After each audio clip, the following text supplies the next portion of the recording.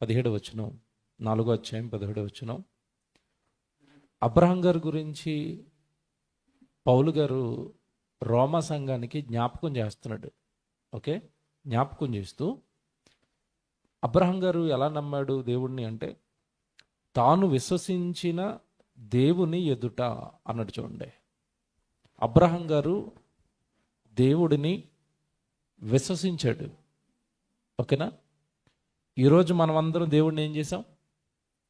విశ్వసించాం. విశ్వసించటం అంటే నమ్మాం కదా. ఆ రోజు అబ్రహాం గారు కూడా దేవుణ్ణి ఏం చేశాడట? నమ్మాడు. ఇప్పుడు మన నమ్మకానికి, మన విశ్వాసానికి, అబ్రహాం గారి నమ్మకానికి, అబ్రహాం గారి విశ్వాసానికి చాలా పెద్ద తేడా ఒకటి ఉంది. అది ఈరోజు మీతో చెప్తాను. ఆయన యొక్క గొప్పతనం చెప్తాను. ఆయన యొక్క విశ్వాసం యొక్క హైట్స్, ఆయన విశ్వాసం యొక్క గొప్పతనం, ఆయన విశ్వాసం యొక్క ఎత్తు ఈరోజు మనం ఆలోచిద్దాం.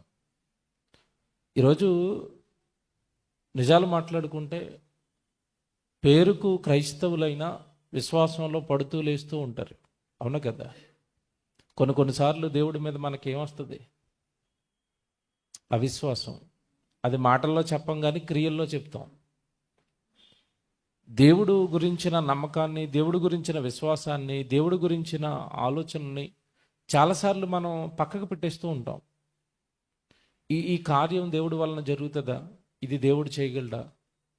నేను ఇలా వెళితే నా కుటుంబం క్షేమంగా ఉంటుందని దేవుడు చెప్పాడు, అది ఎంతవరకు నమ్మగలను నేను అని చాలాసార్లు మన జీవితానికి సంబంధించిన దేవుని వాగ్దానాలను, దేవుడి ఆలోచనలు పక్కకు పెట్టి ఏమో జరుగుతుందో లేదో అన్న అల్ప విశ్వాసంతో మన జీవితానికి సంబంధించిన నిర్ణయాలన్నీ మనమే తీసుకుంటాం. ఎందుకంటే దేవుడి మాటల మీద పెద్దగా మనకి విశ్వాసం ఉండదు, నమ్మకం ఉండదు. అందుకే కొత్త నిబంధనలో ప్రభు అంటాడు, మీకు ఆవగింజంత విశ్వాసం ఉంటే అన్నాడు. ఎంత అన్నాడు?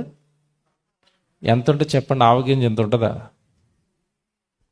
అంటే ఇంత ఉంటే కొండ పెకలింపబడమంటే పెకలింపబడుతుంది అన్నాడు. ఎంత ఉంటే? ఆవగింజ ఎంత ఉంటే. మరి మామిడికాయ ఎంత ఉంటే? మీరు ఆలోచించండి. కొబ్బరికాయ ఎంత ఉంటే, గుమ్మడికాయ ఎంత ఉంటే, పుచ్చకాయ ఎంత ఉంటే, జస్ట్ ఆవగింజంత విశ్వాసం ఉంటేనే ఈ కొండ లేచిపోయి అక్కడ పడాలి అంటే పడుతుంది అన్నాడు. విశ్వాసానికి అంటే ఎగ్జాంపుల్ చెప్పాడు. అంత బలమైన కార్యక్రమాలు జరుగుతాయి నీకు విశ్వాసం ఉంటే అన్నాడు. అలాంటిది ఈరోజు మనకి విశ్వాసంలో మన స్టాండర్డ్ ఏంటి? అసలు మనం విశ్వాసంలో ఎందుకు బలవంతులం కాలేకపోతున్నాం? అబ్రహాం గారు మనకి ఏ పాఠం నేర్పిస్తాడు? ఇది మనం ఆలోచిద్దాం. 17వ వచనం చదువుదాం జాగ్రత్తగా, బాగా ఆలోచించాలి. అక్కడ రాయబడుతున్న ప్రతి మాట ఆలోచించాలి. తాను విశ్వసించిన దేవుని ఎదుట అంటే ఎలా విశ్వసించాడట అబ్రహాము దేవుణ్ణి అంటే అనగా అన్నాడు. చూసారా? అనగా అంటే అబ్రహాం గారు దేవుణ్ణి ఎలా విశ్వసించాడు అంటే, అనగా మృతులను సజీవులుగా చేయువాడును, లేని వాటిని ఉన్నట్టుగానే పిలుచువాడనైన దేవుని ఎదుట అతడు మనందరికి తండ్రి అయి ఉన్నాడు. ఎవరు తండ్రి మనకి? అబ్రహాము. ఎలా తండ్రి మనకి? విశ్వాసులకు తండ్రి. అంతే కదండి. ఇప్పుడు ఈ సందర్భాన్ని మనం ఆలోచిస్తేనండి, అబ్రహాం గారట దేవుడినట ఎలా నమ్మాడు అంటే, ఆయన దేవుడు అనగానే మృతులను సజీవులుగా చేసేవాడు అని నమ్మాడట. అంటే చచ్చిపోయిన వారిని సైతము దేవుడు బ్రతికించగలడు అని నమ్మాడట. బాగా వినాలి ఇది. అదే కదా 17వ వచనంలో అంటున్నాడు, అనగా మృతులను సజీవులుగా చేయువాడును, లేని వాటిని ఉన్నట్టుగా పిలుచువాడు. అలా నమ్మాడట అబ్రహాము. దేవుడిని ఎలా నమ్మాడు అంటే, చచ్చిపోయిన వాళ్ళని సైతం ఈయన తిరిగి బ్రతికించగలడు, లేని వాటిని పిలిస్తే వచ్చేస్తాయి, లేని వాటిని పిలిస్తే వస్తాయని నమ్మాడట. విషయం ఏంటంటే, అబ్రహాము విశ్వాసులకు తండ్రి అయితే ఆ అబ్రహాము గర్భాన్న పుట్టిన సంతానం ఇలా నమ్మలేదు. ఇశ్రాయేలు నమ్మారా దేవుడిని? ఎలాగా మేము అరణ్య ప్రాంతంలో ఉన్నాము, దేవుడు మాకు ఎక్కడి నుంచి నీళ్లు తెస్తాడు, దేవుడు మాకు ఎక్కడి నుంచి ఆహారం తెస్తాడు అని దేవుడి శక్తిని వాళ్ళు అవమానించారు, శోధించారు వాళ్ళు. అవునా? అబ్రహాం గర్భాన్ని పుట్టి అబ్రహాం పిల్లలు అయ్యి ఉండి లేని వాటిని ఉన్నట్టుగా పిలుస్తాడు. ఏమంటే మనం లేనప్పుడు భూమి లేదు, ఆకాశం లేదు, సృష్టి లేదు. దేవుడు పిలిచాడా వీటన్నట్లని? పిలిచాడా? భూమి కలుగుగాక వచ్చిందా? వచ్చింది. చంద్రుడు కలుగుగాక వచ్చిందా? వచ్చింది. దేవుడు మాట పిలిస్తే ఇవన్నీ వస్తాయి. దీనిని అబ్రహాం గారు నమ్మాడు. దేవుడు అనగానే చచ్చిపోయిన వాళ్ళని సైతం బ్రతికించగలడు, దేవుడు అనగానే లేని వాటిని ఉన్నట్టుగా పిలుస్తాడు. దీన్ని నేను నమ్ముతున్నాను అన్నాడు. Very good. ఇప్పుడు నేను నమ్మాను కదండి అంటాం మనం. ఈరోజు మనం నమ్మేమా? ఒకసారి ఇక్కడ చేసుకోండి మీరు, అంటే చెక్ చేసుకోండి, సెల్ఫ్ చెక్. చచ్చిపోయిన వారిని దేవుడు తిరిగి లేపుతాడు అని మీరు నమ్మారా? ఇలా ఒకసారి ఆలోచించుకోండి. నమ్ముతున్నారా లేదా? మాట్లాడుకుందాం, ప్రసంగం వద్దు. మీరు ఎంతమంది నమ్ముతున్నారు చెప్పండి. నేను చచ్చిపోతే దేవుడు నన్ను తిరిగి లేపుతాడండి, ఎంతమంది నమ్ముతున్నారు? ఎక్కడో అలా వింటున్నాం కానండి, చూద్దామండి తర్వాత కదా. ఇప్పుడు ప్రజెంట్ అయితే మాత్రం నాకు ఆ స్టాండర్డ్. చచ్చిపోతే నేను బ్రతుకుతాను అన్నవాడు దేవుని ఎట్టి పరిస్థితుల్లోనూ విడిచిపెట్టాడు. ఇంకోటి చెప్పనా, చచ్చిపోతే దేవుడు నన్ను బ్రతికిస్తాడు అన్నవాడు దేవుడి కోసం చావడానికి సిద్ధపడతాడు. మన భక్తి ఎక్కడ నిలబడిపోయింది చెప్పండి? ఇప్పుడు దేవుడి కోసం చనిపోవడానికి నేను రెడీ అని ఎవడంటాడు అంటే, చచ్చిపోయిన వాడిని దేవుడు తిరిగి లేపుతాడు అని విశ్వసించిన వాడు ఐఎమ్ రెడీ టు డై, నేను చావుకు సిద్ధం అంటాడు. ఆ భక్తి, ఆ లెవెల్స్, ఆ హైట్స్ మనకి ఎందుకు రావట్లేదంటే, ఎక్కడో మనకి వింటాం కానీ ఆ మాట మీద స్వల్ప అవిశ్వాసం. అవును కదా? మనం అందరం విశ్వాసులమా అవిశ్వాసులమా? గట్టిగా చెప్పండి. నేనంటాను ఆ సైలెంట్ చేశారంటాను. పక్కన ఆ ఉంది, ఆ ఉంటే ఏమవుతుంది? విశ్వాసి. పక్కన ఆ ఉంటే ఆ మీద మనం ఇలాగేదో మార్క్ వేసి తిరుగుతున్నాం అంతే. మనం విశ్వాసులమా? ఆన సైలెంట్ చేసామా? జాగ్రత్తగా వినాలి. ఇది ఈ రోజు నేను చెప్తున్న ప్రసంగం మీకు అర్థమైతే, నిజంగా చెప్తున్నానండి, మీరు పరలోకం వెళ్ళిపోతారు, దేవుణ్ణి చూస్తారు మీరంతా. దేవుణ్ణి ఎలా నమ్మాలో అబ్రహాం గారు మనకు నేర్పిస్తాడు. ఎలా నేర్పిస్తున్నాడంటే, బాబు నేను ఎలా నమ్మానంటే దేవుణ్ణి, దేవుడు అనగానే మృతులను సహితం ఏం చేస్తాడు? తిరిగి లేపుతాడు. లేని వాటిని ఉన్నట్టుగా. అక్కడ ఏమీ లేదు. ఇంకో విషయం చెప్పనా, ముసలైపోయాడు అబ్రహాము, దగ్గరగా 100 ఏళ్ళు ఉంటాయి, శారమ్మకి 90 ఏళ్ళు ఉంటాయి. నీ కొడుకు పుడతాడు, నీ సంతానం ఆకాశంలో ఇసుకరేణువులాగా అయిపోద్ది అన్నాడు. ఏం లేదు అక్కడ. అబ్రహాము నమ్మాడా లేదా? నమ్మాడు. ఆ ఏజ్లో మీ దగ్గరకు వచ్చి నీకు చాలా మంది పిల్లలు పుడతారంటే నువ్వు నమ్ముతావా? నిజాలు మాట్లాడుకుందాం. ఇప్పుడు 50 దాటిన తర్వాత పిల్లలు పుడతారంటే మనకి ఎక్కడో డౌట్. 50కి పిల్లలు ఏంటండి, అయిపోయిందండి ఏదో అలాగా అంటాడైనా. ఎవరు? దేవుడు. ఇప్పుడు చెప్పండి, ఆయన్ని విశ్వాసులందరికీ తండ్రిని ఎందుకు చేశాడో అర్థమవుతుందా? లేని వాటిని ఉన్నట్టుగా దేవుడు పిలుస్తాడండి. నాకు పిల్లలు లేరండి, ఆయన పిలిస్తే వచ్చేస్తారండి అంతే. నేను ఇంకా వేరేది ఆలోచించను, ఆయన పిలిస్తే వస్తారు అంతే, నాకేం చెప్పకండి అంటున్నాడు అబ్రహాం. మనం ఎలా నమ్ముతామా దేవుణ్ణి? ఇంత బలమైన విశ్వాసం మంది. ఇప్పుడు చెప్తాను ఒకటి, అబ్రహాంకి మనకేమైనా తేడా ఏంటంటే, అబ్రహాంకి చచ్చిపోయిన వాళ్ళు తిరిగి లేస్తారన్న బేస్ ఆధారం ఏమీ లేదు ఆయనకి. బాగా వినాలి. అబ్రహాముకి చచ్చిపోయిన వాడు తిరిగి లేచిన ఆధారాలు, ఎవిడెన్స్లు ఏమైనా ఉన్నాయా? అంతకుముందు అబ్రహాం గారి కాలంలో ఎవరినైనా చచ్చిపోయిన వాళ్ళు తిరిగి లేపి, అబ్రహాము ఇగో నువ్వు నా కోసం బ్రతికితే నిన్ను కూడా ఇలాగే తిరిగి లేపుతాను అని ఏమైనా ఎవిడెన్స్ ఇచ్చాడా అబ్రహాముకి? దేవుడు ఇవ్వలేదు. ఇప్పుడు మనల గురించి అడుగుతాను, మనకి ఎవిడెన్స్ ఉందా లేదా? ఇచ్చాడా? ఇచ్చాడు. ఎవరిని ఇచ్చాడు చెప్పండి? ఎవరిని ఇచ్చారు? బోల్డ్ ఇచ్చాడు, ఒకటి కాదు, బోల్డ్ ఇచ్చాడు. ఫస్ట్ యేసుప్రభు, అంతేనా? మన కోసం సిలువకి ఎక్కాడు, సిలువలో చంపేశారు, సమాధి చేశారు, 3వ దినాన్ని తిరిగి లేస్తానన్నట్టుగా ఆదివారం తెల్లవారుజామున తిరిగి లేచిపోయాడు. నన్ను చంపారు, నేను బ్రతికిపోయాను, మీరు నా కోసం చచ్చిపోతే మీరు కూడా బ్రతుకుతారు అన్నాడు. అంటే మనకి ఎవిడెన్స్ ఉంది. మనకి ఎవిడెన్స్ ఉన్నా నమ్మట్లేదు మనం.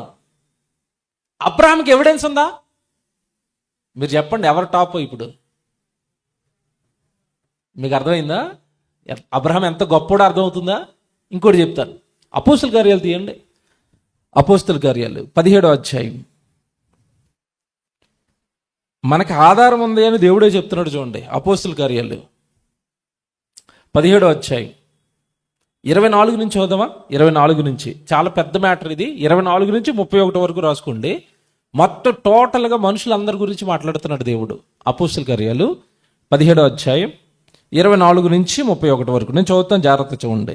జగత్తును అందరి సమస్తమును నిర్మించిన దేవుడు తానే ఆకాశమునకును భూమికిని ప్రభు అయ్యున్నందున హస్తకృతములైన ఆలయములలో నివసింపడు. ఆయన అందరికిని జీవమును ఊపిరిని సమస్తమును దయచేయవాడు గనుక తనకు ఏదైనాను కొదవై ఉన్నట్లు మనుషుల చేతుల్లో సేయింపబడివాడు కాడు. మరియు యావత్ భూమి మీద కాపురముండుటకు, నాకు ఈ పదం చాలా ఇష్టం అండి. భారతదేశంలో కాపురముండుటకు, అమెరికాలో కాపురముండుటకు అనలేదు ఆయన బైబిల్లో. ఏమంటున్నాడు? యావత్ భూమి అంటే అర్థం ఏంటి? మొత్తం ఈ భూగోళం మీద ఎన్ని దేశాలు ఉన్నాయో, ఎన్ని రాష్ట్రాలు ఉన్నాయో, ఎన్ని భాషలు మాట్లాడుకుంటున్నారో, ఈ భూగోళం మొత్తం గురించి మాట్లాడుతూ టోటల్ ఎర్త్, ఈ భూగోళం మొత్తం మీద ఎంత బాగా మాట్లాడుతున్నాడు చూడండి. యావత్ భూమి మీద కాపురముండుటకు ఆయన ఒకని నుండి ప్రతి జాతి మనుషులను సృష్టించి వారు ఒకవేళ దేవుని తడవలాడి కనుగొందురేమో అని తన్ను వెదుకు నిమిత్తము నిర్ణయ కాలమును వారి నివాస స్థలం యొక్క పొలిమేరలను ఏర్పరిచెను. ఇవన్నీ ఎవిడెన్స్లట. జాగ్రత్తగా వినాలి. ఇది అంతా ఎందుకు చదివిస్తున్నానంటే ఇక్కడ ఒక విషయం చెప్తాను ఇప్పుడు మీకు. ఇగో, నేనే అందరినీ పుట్టించాను, నేనే అందరికి జీవాన్ని ఇచ్చాను, నేనే అందరికీ ఊపిరినిచ్చాను, నేనే వాళ్ళందరినీ కాచి కాపాడుతున్నాను, వాళ్ళ నివాసం ఉంటున్న భూమిని నేనే చేశాను, ఆ భూమికి సదుపాయాలు కల్పించిన ప్రజలందరినీ నేను పెంచుతున్నాను. మనుషుల గురించి మాట్లాడుతున్నాడు. ఎందుకు ఇది అంతా చెప్తున్నాడంటే, నేను ఎంత చేస్తున్న వాళ్ళు నన్ను నమ్మటం లేదంటాడు. కింద చూడండి ఒకసారి. ఆయన మనలో ఎవరికి దూరంగా ఉండేవాడు కాడు, మనం ఆయన యందు బ్రతుకుచున్నాము, చలించుచున్నాము, ఉనికి కలిగి ఉన్నాము, అటువలే మనం ఆయన సంతానమని మీ కవీశ్వరులో కొందరును చెప్పుచున్నారు. కాబట్టి మనము దేవుని సంతానమై ఉండి మనుషుల చమత్కార కల్పనముల వలన మలచబడిన బంగారమునైనను వెండినైనను రాతినైనను దేవత్వము పోలి ఉన్నదని తలంపకూడదు. దేవుని తప్ప నువ్వు ఏ దాన్ని పూజించకూడదు, ఎందులోనూ దైవత్వం లేదు అన్నాడు. నెక్స్ట్, ఆ అజ్ఞాన కాలమును దేవుడు చూచి చూడనట్టుగా ఉండెను. ఏ అజ్ఞాన కాలం? అజ్ఞాన కాలం అంటే ఇప్పుడు ఆదాము గారి కాలం, కయ్యను గారి కాలం, నోవా గారి కాలం, అబ్రహాం గారి కాలం, పితరుల కాలం, ధర్మశాస్త్రం రాకమునుపున్న కాలాన్నంతా దేవుడు ఏమంటాడు తెలుసా? అది అజ్ఞాన కాలం. అప్పుడు నా గురించిన ఎవిడెన్స్లు లేవు, ధర్మశాస్త్రం లేదు, ప్రవక్తలు లేరు, నీతిమంతులు లేరు. అది అజ్ఞాన కాలం. జస్ట్ సృష్టిలో ఉన్న దానిని బట్టి అమ్మో సృష్టి వెనకాల సృష్టికర్త ఉన్నాడని నమ్మే కాలం అది. అది అజ్ఞాన కాలం. జాగ్రత్తగా వినాలి. ఇప్పుడు అబ్రహాం గారు ఏ కాలంలో ఉన్నాడు? ఏ కాలంలో ఉన్నాడు? ఆ కాలంలోనే ఉన్నాడు. ఏ కాలం? అజ్ఞాన కాలం. అంటే అప్పటికి ధర్మశాస్త్రం రాలేదు భూమి మీదకి, దేవుడి వాక్యాలు రాలేదు, ప్రసంగాలు లేవు, బోధకులు లేరు, బైబిల్ లేదు. అదంతా అజ్ఞాన కాలం. ఇప్పుడు అబ్రహాం గారు ఎక్కడున్నాడు? ఆ అజ్ఞాన కాలంలో ఉన్నాడు. ఆ అజ్ఞాన కాలమును దేవుడు ఏం చేశాడట? చూచి చూడనట్టుగా ఓరకుండెను. నీతిగా ఉండాడని చెప్పాడు, న్యాయంగా ఉండాడని చెప్పాడు. అక్కడక్కడ ప్రవక్తల మాటలు వచ్చే వాళ్ళకి జస్ట్ సృష్టిని బట్టి దేవుడిని తెలుసుకునే కాలం అది. అప్పుడు మనుషులు అటు ఇటుగా ఉన్నా తానే దగ్గరికి వచ్చేవాడు, చెప్పేవాడు, రెండు వేళ బతకూడదు కదా అని తన వాక్కును పంపించేవాడు. నోవా జలప్రళయానికి ముందు తన వాక్కును పంపించాడు, బ్రతుకులు సరి చేసుకోండి అన్నాడు. ఏమంటే అది అజ్ఞాన కాలం అన్నాడు. ఆ కాలాన్ని దేవుడు ఏం చేశాడట? చూచి చూడనట్టుగా ఊరకుండెను. ఇప్పుడు తర్వాత చూడండి అక్కడ ఏమనుందో. ఇప్పుడైతే అనరం చేయండి అంటే కాలం మారిపోయిందా? ఇప్పుడు అది అజ్ఞాన కాలం, ఆధారాలు లేని కాలం. ఆ కాలాన్ని దేవుడు చూసి చూడనట్టుగా ఊరుకున్నాడు. ఇప్పుడైతే అంతటను అందరును మారు మనస్సు పొందవలెనని మనుష్యులకు ఆజ్ఞాపిస్తున్నాడు. ఇప్పుడైతే అందరూ ఖచ్చితంగా ఏం చేయాలట? మారు మనసు పొందాలి. ఎందుకు పొందాలి? ఎందుకు పొందాలి? వాళ్ళైతే చూసి చూడనట్టుగా ఊరుకున్నాను, మిమ్మల్ని అయితే ఊరుకొని తాడ తీసేస్తాను అంటున్నాడు. ఎందుకు అంటున్నాడు? ఇప్పుడైతే అందరూ మారాల్సిందే, ఇప్పుడైతే అందరూ దేవుడి కొరకు బ్రతకాల్సిందే, ఇప్పుడు ఆప్షన్ లేదు మీకు అన్నాడు. ఎందుకు అంటున్నాడు? ఇప్పుడైతే అన్నాడు కదా. ఎందుకు తెలుసా? ఇప్పుడు అందరికీ కూడా ఎవిడెన్స్ ఇచ్చాడు, ఆధారం ఇచ్చాడు. దేవుడి కోసం ఎలా బ్రతకాలో ఒక మార్గం ఇచ్చాడు. దేవుడి కోసం ఎలా బ్రతకాలో ఒక ఆయన బ్రతికి చూపించాడు. ఎవరు? యేసుక్రీస్తు వచ్చేసాడు కదా. ఆయన పరిశుద్ధంగా పవిత్రంగా ఎలా బ్రతకాలో ప్రపంచానికి నేర్పించాడు. చిన్ననాటి నుండి ఎలా భక్తిగా ఉండాలో నేర్పించాడు. పాపము చెయ్యకుండా మనిషి బ్రతకగలడు అని నిరూపించాడు. నా యందు మీకు ఏదైనా పాపం ఉందా? నా మీద ఎవడైనా పాపాన్ని గురించిన సాక్ష్యం చెప్పగలడా? నా మీద ఎవడైనా పాపం గురించి ఎవడైనా నేరస్థాపన చేయగలడా అన్నాడా? సవాల్ చేశాడా? నాలో పాపం ఉందని మీలో ఎవడు కమాన్ అన్నడైతే అంటే ఒక వ్యక్తి పాపం చేయకుండా బ్రతకగలడు అని ప్రూవ్ చేశాడు, నిరూపించేశాడు. పోనీ అలా నేను బ్రతకలేను ప్రభా, నేను ఏదో పాపాలు చేశానంటే ఓకే, ఎక్స్క్యూజ్, నేను క్షమిస్తున్నాను. నా రక్తంతో నీ పాపాలు కడుక్కో, నువ్వు పరిశుద్ధుడిగా మారిపో. చూసారా ఎన్ని అవకాశాలు ఇస్తున్నాడు ఇప్పుడు మనకి? ఓ పక్క బైబిల్ పెట్టి, ఓ పక్క ప్రవక్తలను పెట్టి, ఓ పక్క యేసుక్రీస్తుల వారి ప్రాణత్యాగాన్ని పెట్టి, ఆ ప్రాణత్యాగంతో మన పాపాలన్నీ కడిగేసి పరిశుద్ధంగా ఎలా బ్రతకాలో ఆయన బ్రతుకుని కళ్ళ ముందు పెట్టేసి, ఆయన చేసిన త్యాగాలన్నీ బైబిల్లో రాయించి, ఆ బైబిల్ నువ్వు మాట్లాడుకుని నీ భాషలోనికి తెచ్చేసి, ఆ తర్వాత అపోస్తులుడు చేసిన త్యాగాలన్నీ కళ్ళ ముందు పెట్టి, సంఘ నిర్మాణాన్ని కళ్ళ ముందు పెట్టి, ఇన్ని సాక్ష్యాధారాలతో నీ ముందుకొచ్చి ఇప్పుడైతే అంతటను అందరును ఏం చేయాలంటున్నాడు? దేవుణ్ణి నమ్మవలసిందే. మారు మనసు పొందటం అంటే నమ్మి బాప్తిస్మము పొందవలసిందే అన్నాడు. ఎందుకు? తర్వాత చెప్తున్నాడు చూడండి కారణం, రీజన్. ఎందుకనగా తాను నియమించిన మనుషుని చేత నీతిని అనుసరించి భూలోకమునకు తీర్పు తీర్చబోయేడి ఒక దినమును నిర్ణయించి ఉన్నాడు. నువ్వు మారలేదా తీర్పులోకి వెళ్ళిపోతావు. నెక్స్ట్ మృతులలో నుండి ఆయనను లేపినందున దీనిని నమ్ముటకు అందరికీ ఆధారం కలగజేశాడట. ఎందుకు ఊరుకోని అంటున్నాడు ఇప్పుడు మనల్ని? నువ్వు నమ్మపోతే ఊరుకోను, నువ్వు మారకపోతే ఊరుకోనని ఎందుకు అంటున్నాడంటే, యేసుక్రీస్తుల వారని ఆధారాన్ని నీ ముందు పెట్టాడు. ఎవిడెన్స్ ఉంది కదా.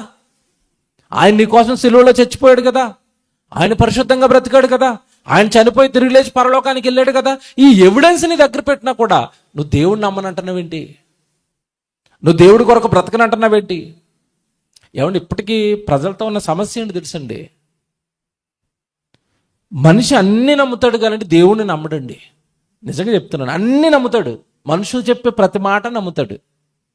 ఎవరైనా వచ్చి పలానా చోట బంగారం 50%కి ఇస్తున్నారట అన్నాడు అనుకోండి, ఆడపిల్లలకి బంగారం అంటే ఇష్టం కదా, అవునా అంటది ఈవిడ. అది నిజమో కదా, నెక్స్ట్ అవునా అంతే. ఎక్కడది? వెళ్దాం పద. ఆ డబ్బులు దోచేసే వరకు తెలియదాడు మోసగాడని. ఈరోజు ప్రపంచంలో మోసాలు జరగటం లేదా? చిట్టీల పేరుతో, బంగారం పేరుతో మోసాలు జరగట్లేదండి. బిజినెస్ల పేరుతో డబ్బులు దోచేయట్లేదా? దోచేస్తున్నారు. పోనా అవన్నీ మీకు అర్థం కాదు. సింపుల్గా ఒక ఉదాహరణ చెప్తా. సినిమా యాక్టర్ ఒకటి వచ్చి అడ్వర్టైజ్మెంట్, మీరు ఈ క్రీమ్ రాసుకున్నారంటే తెల్లగా అయిపోతారు అన్నాడు అనుకోండి. తర్వాత రోజు ఆ ప్యాకెట్ నుండి లైన్లో నుంచి మరి కొంటారండి. కొనరా? ఫెయిర్ అండ్ లవ్లీ రాసుకుంటారండి చాలామంది. ఫెయిర్ అండ్ లవ్లీ రాసుకున్నప్పుడు హీరోయిన్ యాడ్ ఇస్తుంది. ఎలా ఇస్తుంది? ముందు నేను నల్లగా ఉన్నాను, ఇది రాసుకున్న తర్వాత తెల్లగా అయిపోయినట్టుంది. నమ్మేసి వీళ్ళు కొనుక్కుంటారు. వీళ్ళు ఎప్పుడు తెల్లగా అవరు. మీరు ఒకరిని చూపించండి ఫెయిర్ అండ్ లవ్లీ రాసుకుని తెల్లగా అయిన వాళ్ళని. నిజాలు మాట్లాడుకుందాం, ఎవరైనా అయ్యారా? అవరు. అది చూడగానే ఆ అడ్వర్టైజ్మెంట్లో చెప్పగానే ఏం చేస్తారు? నమ్ముతారు. ఈ సబ్బు రాసుకుంటే తెల్లగా అయిపోతామంటే అందరూ ఆ సబ్బే కొంటారు. ఇక మనుషులు చెప్పే మాటలు నమ్ముతారండి, కానీ దేవుడు చెప్పే మాట మనిషి నమ్ముతాడా? నిన్ను దేవుడికి అన్నాడు, నువ్వు దేవుడి కొరకు పని చేయాలి, నువ్వు చచ్చిపోయిన తర్వాత దేవుడి దగ్గరికి వెళ్ళాలి, దేవుడి నీ కోసం ఎదురు చూస్తున్నాడు, చచ్చిపోయిన తర్వాత బ్రతుకుంది, పరలోకం ఉంది, చచ్చిపోయిన తర్వాత దేవుడి కోసం బ్రతకకపోతే నరకం ఉంది, అందులో నువ్వు పడి కాలిపోతావంటే ఎవడు నమ్ముతున్నాడు? దేవుడిని నమ్ముతారా? దేవుడిని నమ్ముతారండి. నమ్మరు. పోనీ మీరు నమ్మట్లేదు కదా అని దేవుడు ఊరకనే గాల్లో మాటలు పెట్టి నమ్మండి అంటం లేదు. నమ్మడానికి ఏమి ఇచ్చాడట? ఆధారం, ఎవిడెన్స్ ఇచ్చి నమ్మంటున్నాడు. ఇంకేమి ఎవిడెన్స్ ఉన్నా నమ్మనంటే ఏం చేయాలి చెప్పండి? సాక్ష్యం ఉన్నా నమ్మనంటే, ఆధారం ఉన్నా నమ్మనంటే ఏం చేయాలి? మృతులను సజీవులుగా చేయువాని ఎదుట దేవుణ్ణి నేను మృతులను సజీవులుగా చేస్తాడు అని నేను నమ్మాను అంటున్నాడు. ఇంత మనం చదువుకున్న భాగంలో ఎవరంటున్నారు? అబ్రహాము. ఇప్పుడేమో మృతుడు సజీవుడై మన కళ్ళ ముందు సాక్ష్యాధారాలతో ఉన్న ఇప్పటి మనిషి దేవుడిని నమ్మట్లేదండి. నమ్ముతున్నాడా? చూసారా అబ్రహాం ఎంత టాపో? మీకు అర్థమవుతుందా ఆయన విశ్వాసులకు తండ్రి ఎందుకు అయ్యాడో? ఆధారం లేని టైంలో నమ్మాడు. మీకు ఇంకో బైబిల్లో ఇంకో సందర్భం తెలుసు, నేను చదివిస్తే టైం అయిపోద్ది కానీ మీకు తెలుసు అనుకుంటున్నాను. మార్తా మరియల సహోదరుడు ఉంటాడు, ఎవరు? లాజరు. చచ్చిపోయాడు. లాజరు చచ్చిపోయి ఎన్ని రోజులు అయిపోయింది? యేసుప్రభు టైం వచ్చేసరికి 4 రోజులు అయిపోయిందండి. 4 రోజులు అయిపోయిన తర్వాత యేసుప్రభు వస్తే మార్తా మరియా అంటున్నారు, ప్రభువా నువ్వు గనక మాకు దగ్గరలో ఉండుంటే, వాడికి రోగం వచ్చినప్పుడే నువ్వు ఇక్కడ ఉండుంటే వాడు చచ్చిపోయేవాడు కాదు, బ్రతికేవాడు అని ఏడుస్తున్నారు. ఎవరు? మార్తా మరియా. యేసుప్రభు వాళ్ళని చూశాడు, ఒకసారి ఇలా కింద నుంచి పైకి చూశాడు. నిజంగా చెప్తున్నాను, అక్కడ ఒక సీన్ ఉంటుంది, మీరు ఎన్నిసార్లు చదివారో నాకు తెలీదు. వాళ్ళని ఒకసారి చూసండి, ఇలా కింద నుంచి పైకి ఆశ్చర్యపడతాడు వాళ్ళని చూసి. వాళ్ళు అనుకుంటున్నారు, మేము బాధపడుతున్నాం కదా, మా తమ్ముడిని పోగొట్టుకుని మమ్మల్ని బట్టి యేసుప్రభు ఇలాగ అయిపోతున్నాడేమో అనుకుంటారు. మళ్ళా ఎవడొచ్చి మళ్ళా అదే సేమ్ డైలాగ్ వేస్తుందండి, ప్రభువా నువ్వు ఎక్కడ ఉంటే మా తమ్ముడు చచ్చిపోయేవాడు కాదు ప్రభువా అనగానే ఆ డైలాగ్ కంటే యేసుప్రభు ఏడుస్తాడండి. ఏడ్చేశాడు యేసుప్రభు. ఏడుస్తుంటే అందరూ అనుకుంటున్నారు, మార్తా మరియలు అనుకుంటున్నారు, అమ్మో లాజర్ అంటే ఎంత ఇష్టం యేసుప్రభుకి, ఏడుస్తున్నాడు అని అనుకుంటున్నారు. ఆయన ఏడుస్తున్నది లాజర్ చచ్చిపోయాడని కాదు. ఎందుకు ఏడుతున్నాడు తెలుసా? 4 రోజులు అయిపోతేనేమి, 40 రోజులు అయిపోతేనేమి చచ్చిపోయిన వాడిని నేను బ్రతికించగలనన్న నమ్మకం మార్తా మరియా మీ ఇద్దరికి రాలేదు చూడు, దాన్ని బట్టి ఏడుస్తున్నాను అన్నాడు. మీకు అర్థమైందా? వాళ్ళల్లో ఉన్న అవిశ్వాసాన్ని బట్టి ఏడుస్తున్నాడు యేసుప్రభు. వాళ్ళు ఏమనుకుంటున్నారు? లాజర్ చచ్చిపోయాడని ఏడుతున్నాడేమో అనుకున్నారు. లేదు అమ్మా తిరిగి లేస్తాడు మీ తమ్ముడు అంటే, మాకు తెలుసు ప్రభు నువ్వు 2వ రాకడలో వస్తావు కదా అప్పుడు లేస్తాడు అంటున్నారు వీళ్ళు. అంటే ఇంక వీళ్ళు ఏం ఫిక్స్ అయిపోయారు? మార్తా మరియా బలంగా, మా తమ్ముడు ఇక తిరిగి లేవడు, చచ్చిపోయాడు. ఎందుకంటే చచ్చిపోక ముందు వస్తే రోగం బాగు చేసి బతికించేవాడు, లేదా పోను ఒక రోజు చచ్చిపోయిన తర్వాత ఒక రోజు తర్వాత వస్తే బాడీ ఫ్రెష్గా ఉంటుంది కాబట్టి బతికిస్తాడు. 4 రోజులు అంటే 4 రోజుల తర్వాత బాడీ ఏమైపోతుంది చెప్పండి? లైట్గా కుళ్ళిపోద్ది, పురుగులు పట్టేస్తాయి. పడతాయా? పట్టేస్తాయి. ఇంకేమి లేపుతాడు, ఇంకెక్కడ బతుకుతాడు మా తమ్ముడు, అయిపోయిందని ఏడుపు ఏడుపు ఏడుపు. ఒకసారి చూస్తారా ఎంత బాగుంటుంది అది? ఒకసారి లూకా సువార్త తీయండి, యోహాను సువార్త, క్షమించండి, యోహాను సువార్త 11వ అధ్యాయము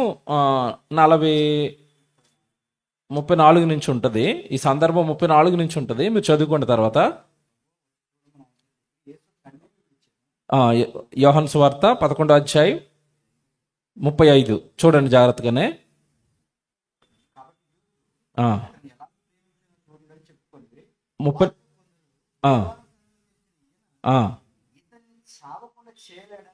ఓకే. అది గుహ మీద రాయి ఒకటి పెట్టి ఉండెను. యేసు ఆ రాయి తీసివేయడని చెప్పగా చనిపోయిన వాని సహోదరుని మార్తా, అతడు చనిపోయి 4 దినములు అయినది. అది చూసారా? వాసన కొట్టునని ఆయనతో చెప్పారు. వీళ్ళు ఏమంటున్నారండి? సమాధి దగ్గరికి వచ్చి వచనం చూస్తున్నారా? 38వ వచనం. యేసు మరలా తనలో మూలుగుచు అంటే ఏడుస్తూ బాధపడుతూ సమాధి వద్దకు వచ్చెను. అది ఒక గుహ, దాని మీద రాయి పెట్టి ఉండెను. యేసు రాయి తీయుడని చెప్పగా చనిపోయిన వాని సహోదరి అయిన మార్తా, ప్రభువా అతడు చనిపోయి 4 దినములైనది కనుక ఇప్పటికీ వాసన కొట్టునని ఆయనతో అంటే అర్థపెట్టి, యేసు ప్రభుని వాళ్ళు ఎక్కడి వరకు విశ్వసించారంటే ఫ్రెష్ బాడీని అయితే లేపుతాడు, లేదా రోగం అయితే తీస్తాడు. 4 రోజులు అయిపోయింది చచ్చిపోయి, ఇంకా ఈయన్ని లేపడానికి యేసు ప్రభుకి శక్తి. నమ్మారా మార్తా మరియా? చెప్పండి ఇప్పుడు, నమ్మారా? చచ్చిపోయిన వాడు ఎన్ని దినాలైనా తిరిగి లేపగలిగిన శక్తిమంతుడు యేసుక్రీస్తు వారిని నమ్ముతున్నారా? వాళ్ళు విశ్వాసం ఉందా? లేదు. ఓ మాట అడిగినా నేను, యేసు ప్రభుని చూసి యేసు ప్రభుతో భోజనం చేసి యేసు ప్రభుని తరచగా ఇంటికి పిలిచి ఆహ్వానించి యేసు ప్రభు బోధలు విన్నవాళ్ళు, ప్రత్యక్షంగా చూసిన వాళ్ళ పరిస్థితి ఎలా ఉందంటే ఈరోజు మన విశ్వాసం పరిస్థితి ఆలోచించండి. కానీ యేసు ప్రభు ఒక మాట చెప్పాడు, చూచి నమ్మిన వారి కంటే చూడక నమ్మిన వారు. అంటే ఇప్పుడు మనం నిజంగా మీరు బలంగా విశ్వసించారనుకోండి, వాళ్ళకంటే మనమే, ఎందుకంటే వాళ్ళు చూసి నమ్మారు. మనం ఈరోజు జస్ట్ లేఖనాలను బట్టి నమ్ముతున్నాం. కానీ మన విశ్వాసం మనం ఇంకా గొప్ప వాళ్ళు అవుతాం. కానీ నీకు ఆ నమ్మకం ఉండాలి. ఇప్పుడు యేసు ప్రభు ఏమంటున్నాడు చూడండి, అక్కడ 38లో యేసు ఏమండి 39, యేసు రాయి తీయుడని చెప్పగా వాడు చనిపోయిన సహోదరిని మార్త ప్రభు వాడు అతడు చనిపోయి 4 దినములైనది కనుక ఇప్పుడు వాసన కొట్టునని ఆయనతో చెప్పాను. అందుకు యేసు నీవు నమ్మిన ఎడలా, అండర్లైన్ చేయండి, అక్కడ ఏమనుందండి? నీవు నమ్మిన ఎడలా. అంటే నమ్మట్లేదా? నమ్మవా మార్త? నమ్మవా? ఒకవేళ నమ్మితే, నీవు నమ్మిన ఎడల దేవుని మహిమను చూతువని నేను నీతో చెప్పలేదా అని ఆమెతో అనెను. అంతటా వారు ఆ రాయిని తీసివేసిరి. యేసు కన్నులు పైకెత్తి, తండ్రి నీవు నా మనవి వినునందున నీకు కృతజ్ఞతాస్తుతులు చెల్లించుచున్నాను. నీవు ఎల్లప్పుడూ నా మనవి వినుచున్నావని నేను ఎరుగుదును గాని నీవు నన్ను పంపితివని చుట్టూ నిలిచి ఉన్న ఈ జనసమూహము నమ్మునట్లు వారి నిమిత్తము ఈ మాట చెప్పి తిని. వారు నమ్మినట్లు. అందులో మార్తా మరియ కూడా వెళ్ళిపోయారా? వాళ్ళు నమ్ముతున్నారేంటి? వాళ్ళు నమ్మట్లేదు. వీళ్ళందరూ నమ్మాలి తండ్రి, వీళ్ళందరూ నమ్మాలి తండ్రి, నన్ను సర్వశక్తిమంతుడైన దేవాది దేవునికి నేను కొడుకుని, నేను కుమారుణ్ణి, నువ్వు నన్ను పంపావు అని వీళ్ళందరూ నమ్మాలి. నమ్మాలి. తర్వాత చూడండి, ఆయన ఇలాగు చెప్పెను, లాజరు బయటికి రమ్మని బిగ్గరగా చెప్పగా చనిపోయిన వాడు కాళ్ళు చేతులు పేత వస్త్రములతో కట్టబడిన వాడై వెలుపలికి వచ్చెను. అతని ముఖమునకు రుమాలు కట్టి ఉండెను. అంతట యేసు మీరు అతని కట్లు విప్పిపోనీయుడని వారితో వచ్చాడా? బయటికి వచ్చాడు. చచ్చిపోయి ఎంతకాలం అయింది? 4 దినాలైన వాడు కట్లు కట్టేస్తే బ్రతికి కట్టిన కట్లతో అలా నడుచుకుంటూ వచ్చేసాడు. చచ్చిపోయిన శవానికి టవలు కట్టేస్తారు కదండి మొత్తం బుర్రకి, అలా రోజు వాళ్ళకి ఆచారం. మొత్తం బట్టలు కట్టేసి సుగంధ ద్రవ్యాలు వేస్తారు. మొత్తం కట్టిన కట్లతో అలా వచ్చి నుంచున్నాడు. ఎలాగుంటుంది ఆ సీన్ ఒకసారి ఊహించుకోండి. అప్పుడు నమ్మారు వీళ్ళు. ఎవరు? మార్తా మరియా. ఇప్పుడు చెప్పండి, వీళ్ళు చూసి నమ్ముతున్నారు. అబ్రహాం ఎప్పుడు నమ్మాడు? ఇలాంటి సీన్లు ఏమైనా అబ్రహాంకు ఉన్నాయా? మీరు బాగా ఆలోచించాలి. ఇలాంటి ఆధారాలు ఏమైనా అబ్రహాంకు ఉన్నాయా? లేవండి. ఏ సాక్ష్యాలు లేవు, ఏ ఆధారాలు లేవు. అబ్రహాం అట మృతులను సజీవులుగా చేయవాడు నా దేవుడు అంటున్నాడు. ఏమి అబ్రహాం అండి? జస్ట్ ఆయన వాయిస్ ఇస్తే చాలా, వాయిస్ నమ్ముతాను నేను, నాకేం చెప్పకండి అంటున్నాడు ఆయన. నాకేం సాక్ష్యాలు వద్దు, నాకేం ఆధారాలు వద్దు. అప్పుడప్పుడు భార్య భర్తలు ఇద్దరు నమ్మకంగానే ఉంటారు, కానీ అప్పుడప్పుడు గొడవలు ఆడుకున్నప్పుడు నమ్మకం పోద్ది. నమ్మకం వాళ్ళ ఆయన ఎవిడెన్స్ అడుగుతుంది. నువ్వు ఆ డబ్బులు అక్కడ కట్టాను అనడానికి ఆధారం ఏది? గూగుల్ పే చూపించు, ఫోన్ పే చూపించు అంటది. అది చూపిస్తేగా నమ్ముతుందా? నమ్మదండి. భార్య భర్తను నమ్మడు, భర్త భార్య నమ్మడు. చాలా మంది మీద మనుషులకు నమ్మకాలు ఉండవు. కానీ నిజంగానండి, అసలు ఏ సాక్ష్యం వద్దు, నాకు ఏ ఆధారం వద్దు. దేవుడు మాట ఇచ్చాడంటే ఆ మాటను నమ్ముతానంతే నేను. నమ్మాడండి. నిజం చెప్తున్నానండి, దేవుడి మాట నమ్మితేనండి జీవితంలో వండర్స్ చూస్తామండి. వండర్స్ అనమాట. అసలు లైఫ్ అలా ఉంటుందని కూడా నువ్వు ఊహించుకోలేవు. అలాంటి వండర్స్ చూస్తావు. ఎందుకంటే లేని వాటిని ఆయన ఉన్నట్టుగా పిలిచేవాడు. నీకేం కావాలి బాబు? నీకేం కావాలి? నన్ను నమ్ము అంటాడు అంతే. నన్ను నమ్ము, నీకేం కావాలో చెప్పు. యెహోషువ అడిగాడు. ఎవరు అడగలేదండి అది చరిత్రలో. ఏమడిగాడు తెలుసా? యెహోషువ ఏమడిగాడు చెప్పండి? బాబు నేను యుద్ధం చేస్తున్నాను, కొంచెం లేట్ అయిపోయింది, శత్రువులు ఇంకా మిగిలిపోయారు, మరి ఏం కావాలి? ఒక్కసారి సూర్యుడిని చంద్రుడిని ఆపేయ అన్నాడు. ఎవరైనా అడుగుతారండి ఇలాగా? సూర్యుడిని చంద్రుడిని ఆపేయ అన్నాడు. ఆపేసాడా? నువ్వే చెప్పు బాబు, నువ్వే ప్రార్థన చేయన్నాడు. సూర్య చంద్రుడు లాగిపోవాలి తండ్రి అనగానే ఎక్కడ సూర్యుడు అక్కడ, ఎక్కడ చంద్రుడు అక్కడ, స్టాప్. నమ్మాడు దేవుడు ఆపగలడని. దేవుడు ఆపాడా? ఆపాడు. మనం నమ్ముతామండి, అంతలా దేవుడిని నమ్ముతాం మనం. లేని వాటిని ఆయన ఎలాంటి వాడట? ఉన్నట్టుగా పిలిచేవాడు. లేని దాన్ని ఉన్నట్టుగా పిలుస్తాడు, లేకపోయినా సరే చేస్తాడు. నేను బైబిల్ నేర్చుకున్న కొత్తలోనండి, నేను జాబ్ చేసేవాడిని ఇన్ఫోసిస్లో. జాబ్ చేస్తున్నప్పుడు బైబిల్ క్లాసులకు వెళ్ళేవాడిని. సేవ చేయాలని బాగా ఆసక్తి. కానీ మాది ఒక పేద కుటుంబం, అప్పటికే చిన్న జీతం. ఆ చిన్న జీతంతో నాకు మ్యారేజ్ అయిపోయింది, 2 పిల్లలు ఉన్నారు. వాళ్ళని పోషించుకుంటూ ఉద్యోగం చేస్తున్నాను. కానీ వాక్యం నేర్చుకునే కొలితే తపన పెరిగిపోతుంది. అమ్మో, ఇంత మంచోడా దేవుడు, ఇంత మంచి మాటలు ఉన్నాయా బైబిల్లో. ఆ నోట్సులు రాసుకుంటుంటే నోట్సులు నిండిపోతున్నాయి, హృదయం నిండిపోతుంది వాక్యంతో. ఈ వాక్యాలన్నీ, ప్రసంగాలన్నీ ఎవరికైనా చెప్పేయాలి అనగానే తెల్లారు లేచేసరికి బ్యాగ్ వేసుకుని వెళ్ళిపోవాలా ఎక్కడికి? ఉద్యోగానికి. జాబ్ చేసేవాడిని, బాధపడుతూ ఉండేవాడిని. ఏంటి తండ్రి, నేను ఇంత వాక్యం నేర్చుకుని ఏంటి ఉద్యోగం చేసుకోవటం, నాకు వద్దు తండ్రి ఇది ఉద్యోగం అనుకునేవాడిని లోపల మనసులో. నిజంగానండి, బైబిల్లో ఒక వచనం ఉంటుందండి, మీలో ఎంతమంది నమ్ముతారో నమ్మరో దాన్ని. యేసు అంటున్నాడు, ఆకాశ పక్షులను చూడండి, అవి విత్తవు, కోయవు, కొట్లలో కూర్చుకొనవు. అంటే ఒక రకంగా చెప్పాడు. ఏం చెప్పాడండి యేసు ప్రభు? అవి నీకులా ఏ డ్యూటీ చేయవయ్యా అన్నాడు. పక్షి ఏం డ్యూటీ చేస్తా చెప్పండి? వ్యవసాయం చేస్తుందా? వ్యాపారం చేస్తుందా? మోసాలు చేస్తుందా? దొంగతనాలు చేస్తుందా? చేస్తుందండి. పక్షి ఏమన్నా చేస్తుందా? ఏమీ చేయదు. ఏమీ చేయని పక్షిని దేవుడు ఏం చేస్తున్నాడట? పోషిస్తున్నాడు. కింద ఏం చెప్పాడు వెంటనే? వాటికంటే మీరు బహుశ్రేష్ఠులు కారా. అంటే అర్థం ఏంటి? పక్షినే పోషించే దేవుడు నిన్ను పోషించడా? ఎందుకురా మూలుగుతున్నా ఉద్యోగంలో పడి అన్నాడు. దెబ్బకి ఒక రోజు వెళ్ళానండి, రిజైన్. నేను ఉద్యోగానికి రావటం లేదు, వదిలేశాను. ఐడి కార్డు ఇచ్చేసాను, రిజైన్ ఇచ్చాను, ఇంటికి వచ్చాను. దేవా అనుకుంటూ స్టార్టింగ్లో కష్టపడ్డాను. ఇప్పుడు మాకు భోజనం ఉంది, ఇప్పుడు మాకు తిండి ఉంది, ఇప్పుడు మాకు బట్టలు ఉన్నాయి, మా కుటుంబం బాగానే ఉంది. సేవలోనికి వచ్చిన తర్వాత అప్పుడున్న దానికంటే ఇప్పుడు బాగున్నాం. మేము శుభ్రంగా తింటున్నాం, మంచి బట్టలు వేసుకుంటున్నాం, మా ఫ్యామిలీ బాగుంది, పిల్లలు బాగున్నారు. దేవుడు కోసం బ్రతికితే దేవుడు మనల్ని బ్రతికించలేడండి? బ్రతికించడా? దేవుడికి నువ్వు ఇస్తూ ఉంటే దేవుడికి నీకు ఇవ్వడా? ఇస్తాడు. కానీ మనం దాన్ని నమ్ముతామా? నమ్ము. పక్షుల్నే పోషిస్తున్నాను ఆయన, నువ్వు అంటే నాకు చాలా ఇష్టం కదరా, నిన్ను పోషించనా అన్నాడు. నేను దానికోసం నెమ్మదిగా బేస్మెంట్ వేసుకుంటూ వచ్చాను, నెమ్మదిగా ఉద్యోగం చేస్తూ బైబిల్ నేర్చుకుని ఓకే ఇప్పుడు మనం చెప్పడానికి అర్హత వచ్చింది అన్నప్పుడు ఉద్యోగాన్ని వదిలేశాను. అలా దేవుడి కోసం బ్రతుకుతున్నాం, ఇలా దేవుడు మమ్మల్ని నడిపిస్తున్నాడు. ఇది విశ్వాసం. అంటే ఆ వచనం నేను నమ్మాను. నిజమే కదా, పక్షులను పోషిస్తానన్న దేవుడు నన్ను పోషిస్తాడు కదా. నేనేంటా చిన్న ఉద్యోగం కోసం అక్కడ ఉండిపోయి వాక్యం చెప్పకుండా, ప్రసంగాలు చేయకుండా, సేవ చేయకుండా, దేవుడి కోసం బ్రతకకుండా నా దేహం అంతా 8 గంటలు 9 గంటలు 10 గంటలు డ్యూటీకే ఇచ్చేస్తే రాత్రి వచ్చి దేవుడికి ఏం చేస్తాం?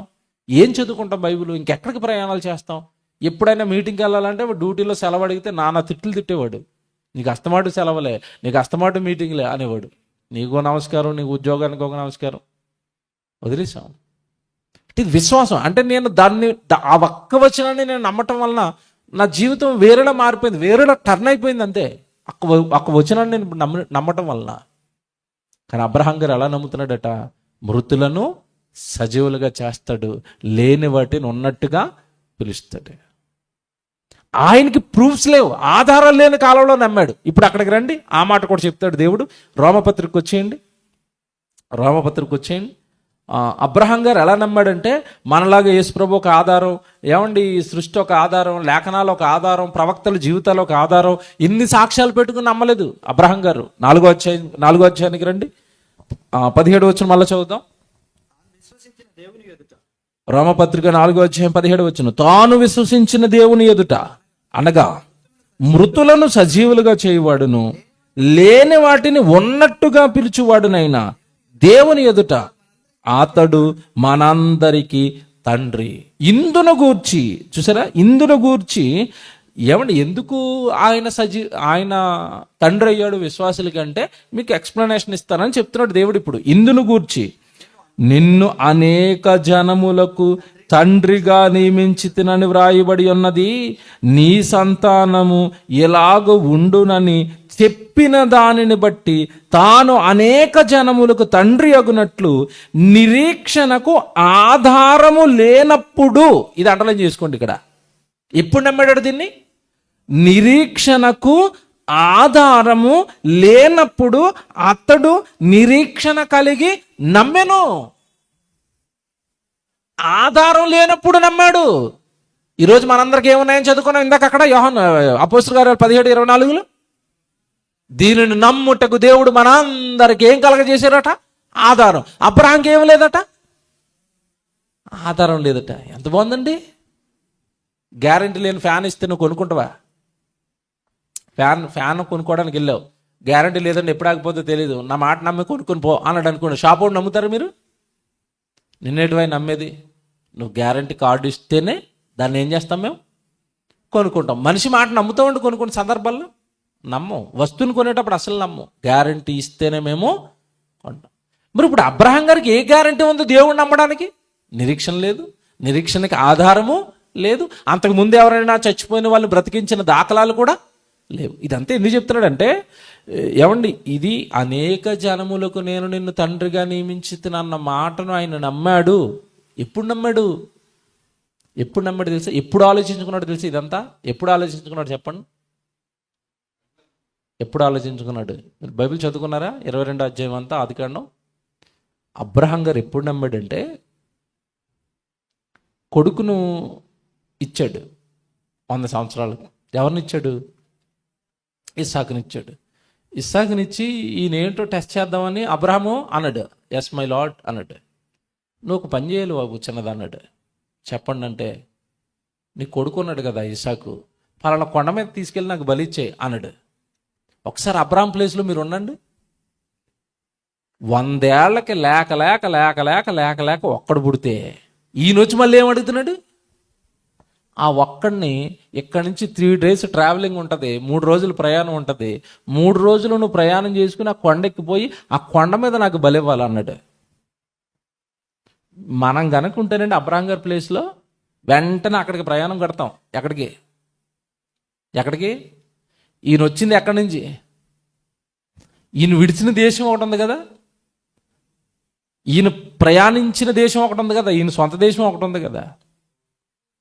ఆ సొంత దేశానికి వెళ్ళిపోవడానికి రెడీ అయిపోతాం.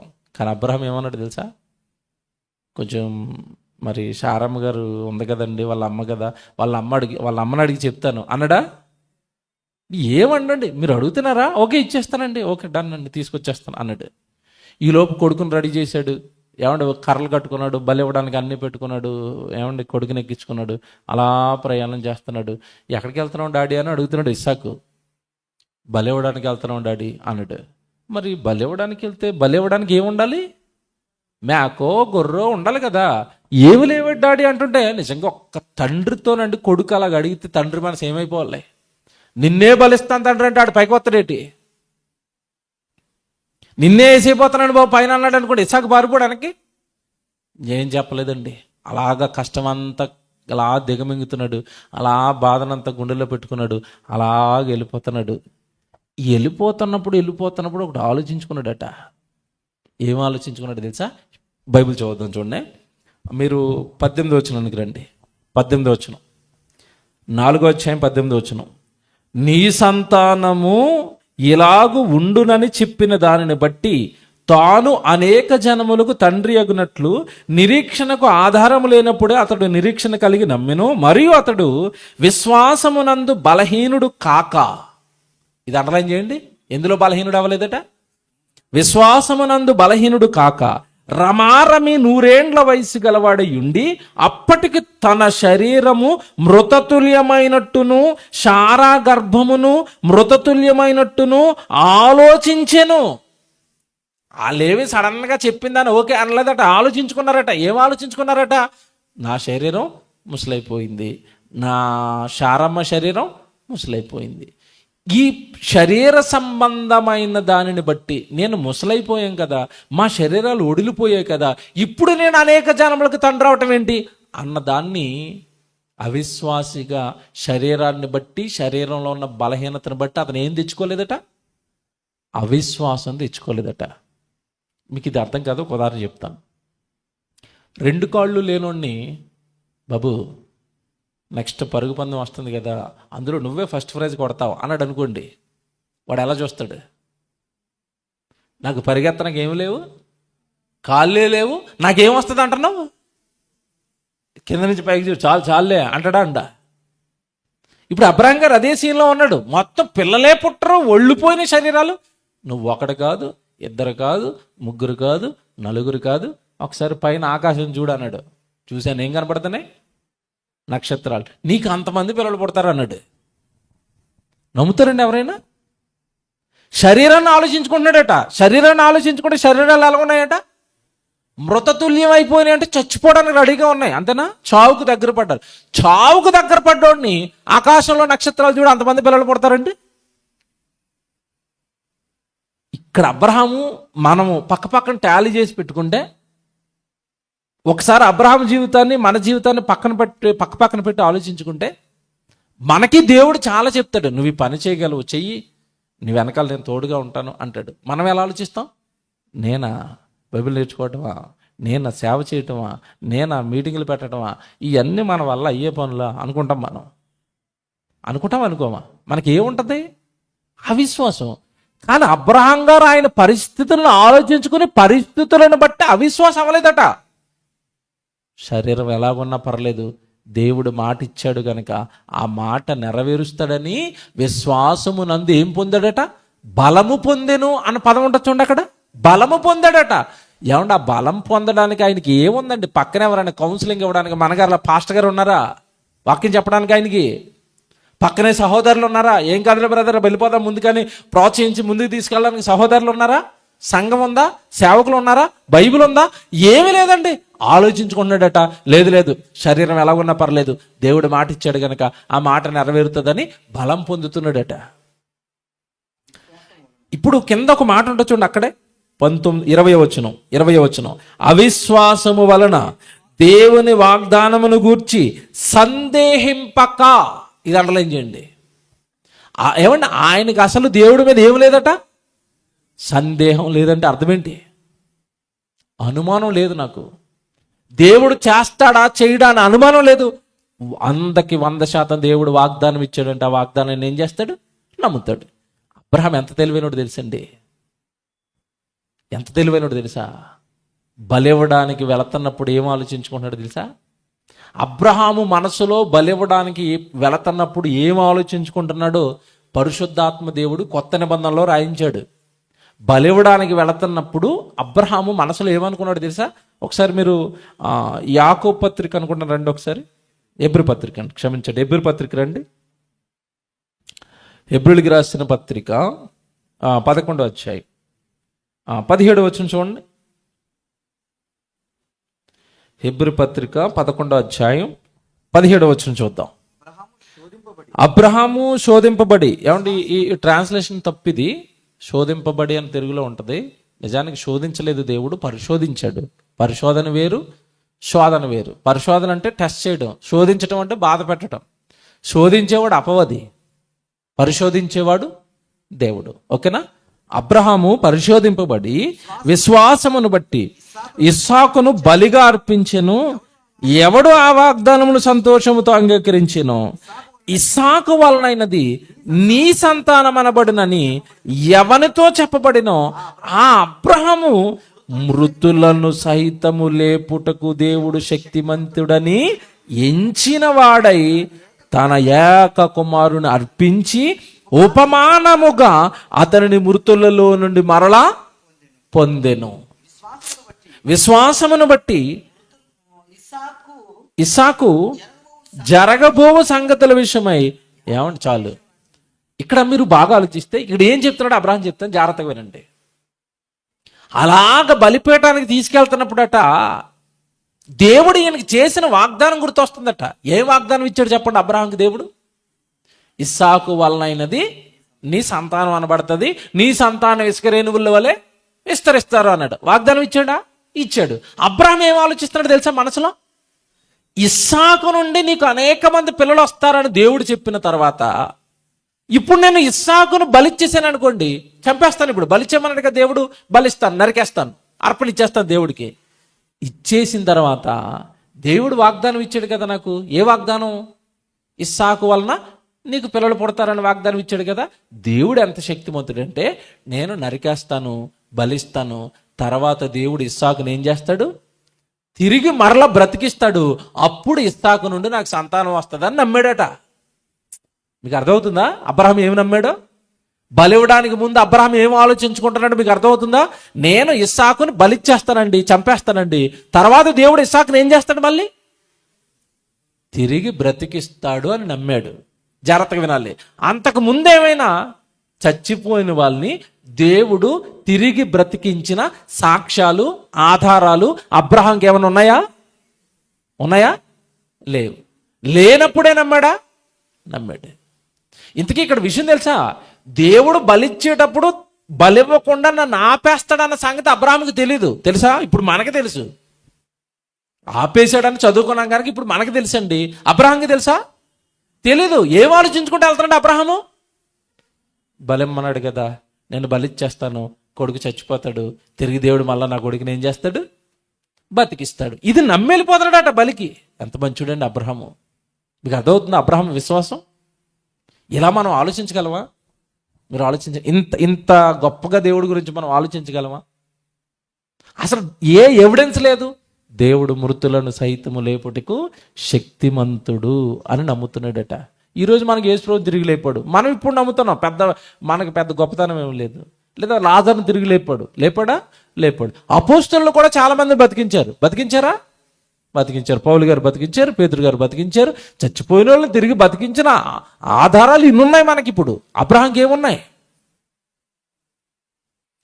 ఏమన్నా మాట్లాడుతాను, మీకు ఏదైనా ఉంటే దేవుడికి ఇవ్వండి, మీకు 100 రెట్ల ఫలాన్ని పరలోకంలో నేను మీకు ఇస్తాను. ఇది ఎవరికి చేసిన వాగ్దానం? మనకు చేసిన వాగ్దానం. ఈ వాగ్దానాన్ని మనలో ఎంతమంది నమ్ముతాం చెప్పండి? మీరు దేవుడి కోసం ఏది ఇచ్చినా 100 రెట్ల ఫలాన్ని పరలోకంలో నువ్వు అనుభవిస్తావని దేవుడు బైబిల్లో రాయించిన తర్వాత ఏం విడిచిపెడతాం దేవుడి కోసం? ఈరోజు మనం ఆ రోజు కొడుకుని విడిచిపెట్టాడు, కొడుకుని బలిచ్చేయడానికి సిద్ధపడ్డాడు. ఎందుకంటే మృతులను సైతం దేవుడు లేపుతాడు అన్నది అది నమ్మాడు ఆ రోజు ఆయనకున్న దాన్ని బట్టి. ఈ రోజు మనం దేవుడికి ఏదైనా ఇస్తే దేవుడు మనకు చేసిన వాగ్దానం ఏంటో తెలుసా? 100 రెట్ల ఫలాన్ని మీరు అనుభవిస్తారు, దానితో పాటుగా నిత్య జీవాన్ని కూడా నేను మీకు ఇస్తాను అన్నాడు. ఇది ఎంతమంది నమ్మి దేవుడి కోసం త్యాగాలు చేయడానికి ఈరోజు ముందుకు వస్తారండి? ఆ మాట నమ్ముతారా? ఎంతమంది నమ్ముతారు చెప్పండి? మార్కు సువార్త తీయండి ఒకసారి. అపోస్తలులు అడుగుతున్నారు, ప్రభువా మేము సమస్తాన్ని విడిచిపెట్టి నీ వెనకాల తిరుగుతున్నాం కదా, మాకు ఏం దొరుకుతుందని అడుగుతున్నారు వాళ్ళు. డౌట్ అనమాట వాళ్ళకి. మేము ఇల్లులు విడిచిపెట్టేసాం, పొలాలు విడిచిపెట్టాం, ఆస్తులు విడిచిపెట్టాం, పని వదిలేసాం కదా, మాకు ఏం దొరుకుతుంది అని అడుగుతున్నారు. చూడండి 10వ అధ్యాయం అండి, మార్కు సువార్త 10వ అధ్యాయం 28. మార్కు సువార్త 10వ అధ్యాయం 28. పేతురు, ఇదిగో మేము సమస్తమును విడిచిపెట్టి నిన్ను వెంబడించితిమని ఆయనతో చెప్పసాగను. అందుకు యేసు ఇట్లనెను, నా నిమిత్తము సువార్త నిమిత్తము ఇంటినైనను, అండర్లైన్ చేసుకోండి, దేన్నట? ఇంటినైనను, అన్నదమ్ములనైనను, అక్క చెల్లెండ్రనైనను, తల్లిదండ్రులనైనను, పిల్లలనైనను, భూములనైనను విడిచినవాడు ఇప్పుడు ఇహమందు హింసలతో పాటు 100 ఎండ్లను, అన్నదమ్ములను, అక్క చెల్లెండ్రలను, తల్లులను, పిల్లలను, భూములను రాబోవు లోకమందు నిత్య జీవమును పొందునని మీతో నిశ్చయముగా చెప్పుచున్నాను. అంటే ఇదేంటి? మీతో ఖచ్చితంగా చెప్తున్నాను అంటే అర్థం ఏంటి? నిశ్చయం అంటే అర్థం ఏంటి? ఖచ్చితంగా చెప్తున్నాను. మీరు ఇల్లు ఇస్తారా? 100 ఇళ్ళు. మీరు ఏమైనా కోల్పోతారా? దానికి 100 రెట్ల సంతోషాన్ని మీకు పరమందిస్తాను, దానికి తోడుగా నిత్య జీవాన్ని కూడా నేను మీకు ఇస్తాను. ఈ వాక్యం ఎంతమంది నమ్ముతారండి? నమ్మినవాడు విశ్వాసి, నమ్మనివాడు గట్టిగానండి అవిశ్వాసి. ఒకవేళ మీరు నమ్మారనుకోండి, మీరు ఏం చేస్తారు? ఇప్పుడు ఏం చేస్తారు?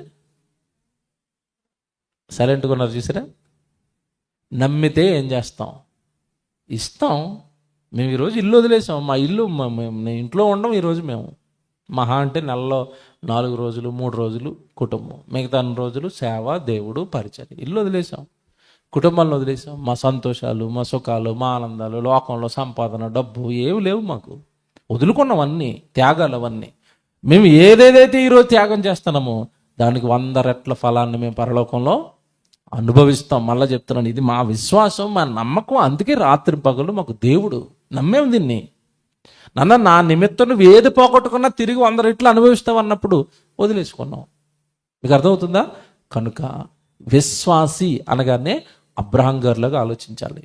దేవుడు ఏదైనా ఒక మాట చెప్పాడంటే దాన్ని చేయడానికి దేవుడు శక్తిమంతుడు అన్నది నమ్మాలి. నువ్వు ఏ మాట నమ్మావు బైబిల్లో దేవుడు నీ కోసం చెప్పిన ఏ మాట నమ్ముతున్నావు? నాకు తెలిసి మొదట నేను వచ్చేసరికి తమ్ముడు ప్రసంగం చేస్తున్నాడు.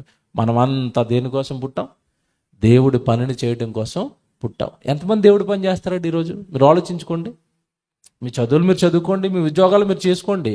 కనీసం ఉద్యోగం అయిపోయిన తర్వాత నైట్ టైం నేను దేవుడి పనికి వెళ్ళిపోతానండి, సువార్తకి వెళ్ళిపోతాను, బైబిల్ క్లాసులకు వెళ్తాను, లేదా నేనే బైబిల్ క్లాసులు పెడతాను. దేవుడి కోసం నేను ఏదో సేవ చేయాలని టైంను దేవుడికి ఇచ్చేవాళ్ళు, జీవితాన్ని దేవుడికి ఇచ్చేవాళ్ళు ఎంతమంది ఉన్నారు చెప్పండి? అంటే దేవుడి మాటలు వింటున్నాం. కొంతమంది అయితే చప్పట్లు కొడతారు, కొంతమంది అయితే మా దగ్గరకు వచ్చి పొగుడుతారు, ప్రసంగం చాలా బాగుందని. ఏమంటే పొగుడుతుంటే ఆనందం అనుకుంటున్నారా? ఏముండదు. కానీ ఆ ప్రసంగం చొప్పున కనుక మీలో ఒక్కరైనా బ్రతికారనుకోండి, అప్పుడు చెప్పిన సేవకుడికి ఏమొస్తుందో తెలుసా? ఆనందం. బ్రతకడానికి దేవుడి మాటలు చెప్పిస్తున్నాడు, బ్రతకడానికి దేవుడి మాటలు మీ దగ్గరికి పట్టుకొస్తున్నాడు. యేసుప్రభు కాలంలో పరిస్థితి ఎలా ఉందో తెలుసా? ఇప్పుడున్న ప్రజల పరిస్థితి ఎలా ఉందో యేసుప్రభు కాలంలో కూడా పరిస్థితి అదే. నమ్మరండి. ఒక్క యేసుప్రభుని, బైబిల్లో ఉన్న మాటల్ని ప్రజలు సరిగా నమ్మరు. యోహాను సువార్త తీయండి, ముగించేస్తాను ఇక. యోహాను సువార్త 8వ అధ్యాయం, యోహాను సువార్త 8వ అధ్యాయం 45వ వచనం చూడండి, 45, 46 చూడండి. యోహాను సువార్త 8వ అధ్యాయం 45. నేను సత్యమునే చెప్పుచున్నాను గనుక మీరు నన్ను నమ్మరు. చూసారా యేసుప్రభు మాటలు ఎలా ఉన్నాయో? నేనేం చెప్తున్నాను అంటున్నాడు? సత్యం. మిమ్మల్ని దేవుడు పుట్టించాడు అన్నది సత్యం. దేవుడు పని కొరకు మీరు పుట్టారన్నది సత్యం. చచ్చిపోయిన తర్వాత పరలోకం ఉందన్నది సత్యం. చచ్చిపోయిన తర్వాత దేవుడి కొరకు బ్రతకకపోతే పాతాళానికి వెళ్ళిపోతామన్నది సత్యం.